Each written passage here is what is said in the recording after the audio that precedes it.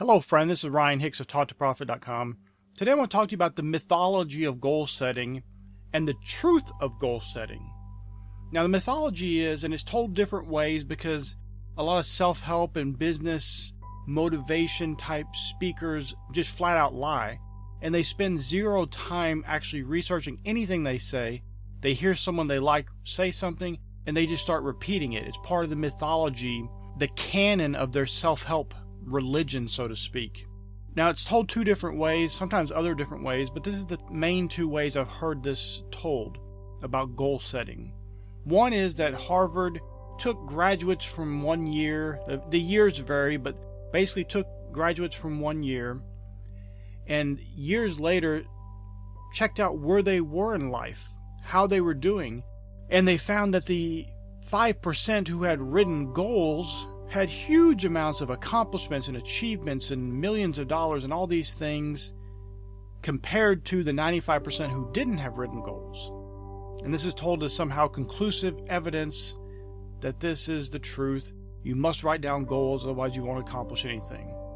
The other way it's told that it was a 1953 Yale study of goals, and that it was 3% of the people who had written down their goals, and 97% didn't, but the ones who did, the 3% who did, they accomplished their goals, and that is why you should write your goals down.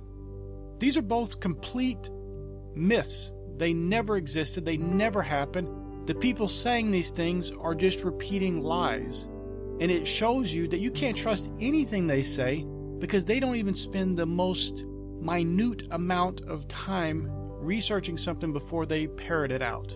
So how can you trust anything they would say when they don't even care enough to make sure that the things they are saying are accurate? Now, that being said, in their mythology, their flat out lies, there's actually some truth to be found.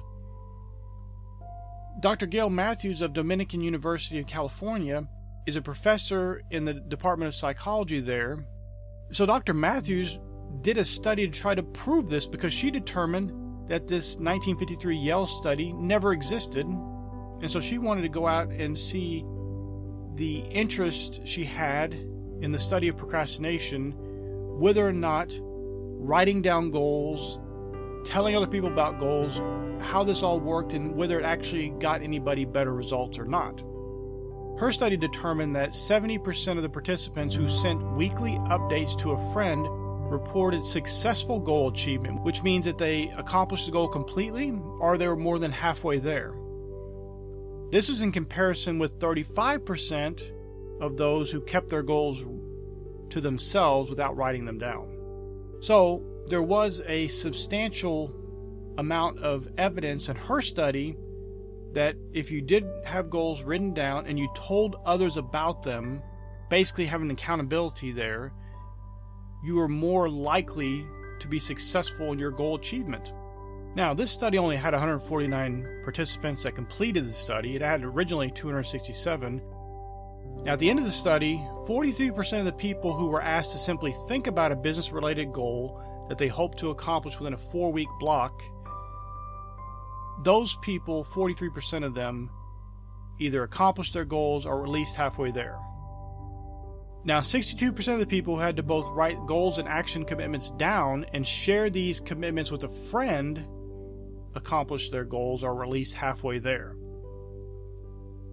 However, this is very interesting.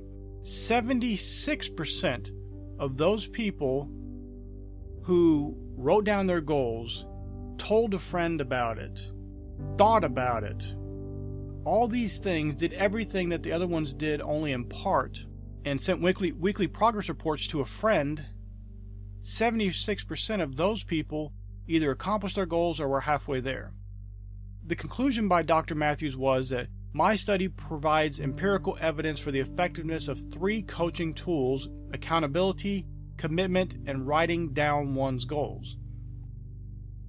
Now that's a far cry from the mythology of only 5% wrote down their goals, and of those 5% they had great accomplishments and achievements. The reality was it's about 76% of the people who wrote down their goals and did the other steps of telling other people about it, sending weekly progress reports to other people about it. those are the people who are more likely to get their goals accomplished. And that's actually the opposite of what some people tell you, who tell you not to tell anybody your goals. Just write them down. Don't tell anybody.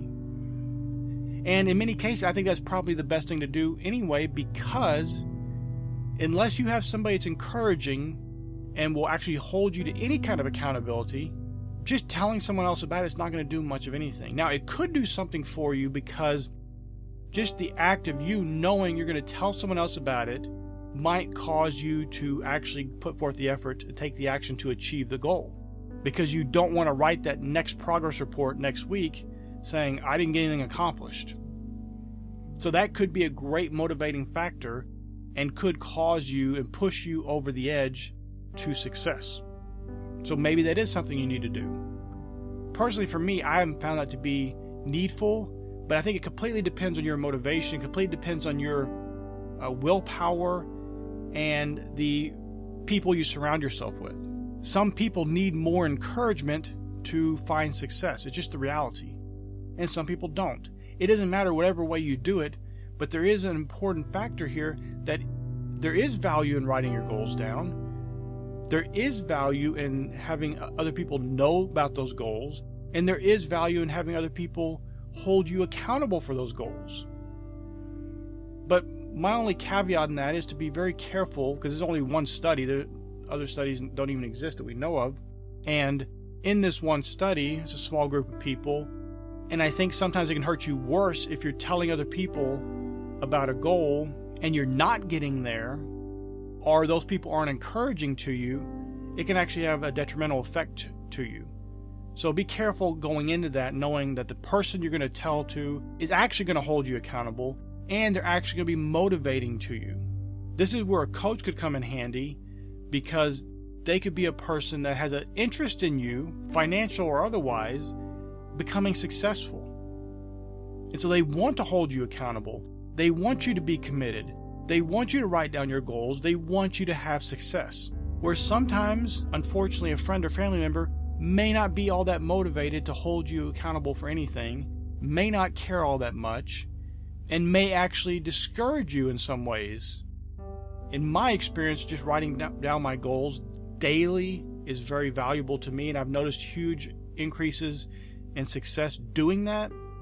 But if you need accountability, which can be very important, if you're not a person who follows through, if you tend to procrastinate on those things that are important, then this is where a coach would come in handy.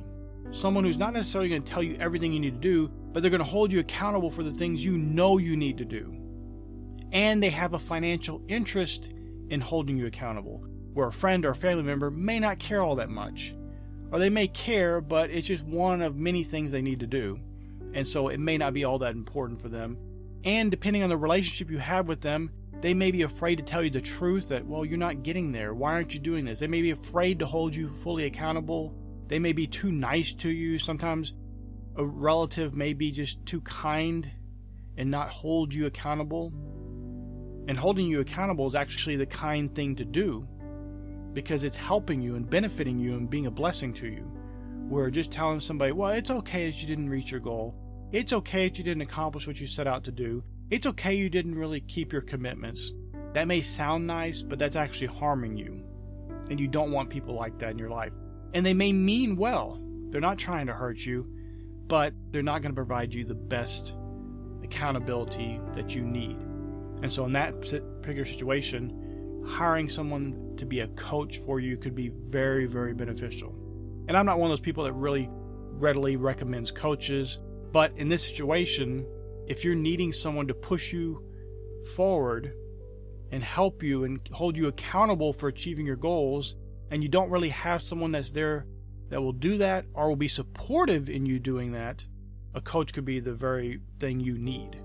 So in summary, yes, writing your goals down is important, but more important in achieving that as well is that you need to have accountability, and you need to have commitment, and you need to have other people who know about this that you're sending progress reports to that can hold you to that goal and to the commitment that you've made to achieve that goal. Just writing your goals down and putting them aside is not magic. It's not going to make those goals all of a sudden come to pass. Although it's way better than doing nothing, But I do believe that regularly writing your goals down is important to keep it ever before your mind where you're going. But then the important thing to do in your goals is to have systems in place that push you toward achieving those goals. Just having goals and having no plan to get there and no steps you're taking each day to get you there is not going to get you anywhere. You have to have daily, consistent steps made toward those goals, and that comes by having systems in place that will help you get to that place of achieving that goal. So my friend, I pray this was a blessing for you. Please keep in mind that there are many people out there that have no integrity. They will not research things. They will tell you mythology and lies. Many of them have something to sell you. They have a goal-setting program to sell you or something of that nature, and they have no interest in finding out the truth.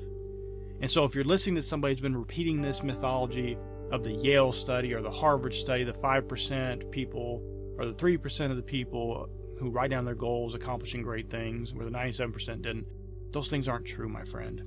Don't listen to those people. Those are people you should mark and avoid because they're not trustworthy people. They're not people of integrity, and they're not people of discipline enough to even research the things they say before they say them. So my friend, I pray this is a blessing for you. May God bless you richly.